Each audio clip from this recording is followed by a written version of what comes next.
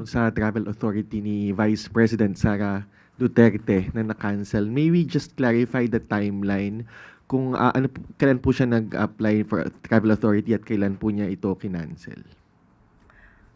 Ang nakita ko po na dokumento at naipasa ko sa inyo, na ibigay ang travel authority August 17. August 17, 12:41 p.m. natanggap ng DepEd ang patungkol sa, ng OVP.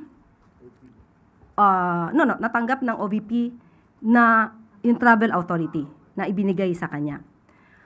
At nung pinakancel niya ito, natanggap po ng team na pinapakancel niya po ang travel authority 6:07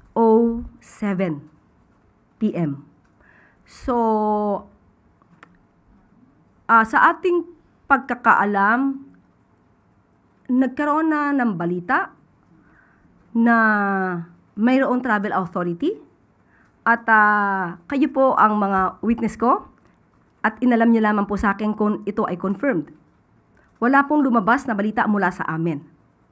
Tinanong niyo lamang kung confirmed po ang travel authority ng Vice Presidente at bilang tugon ay sinabi namin confirmed.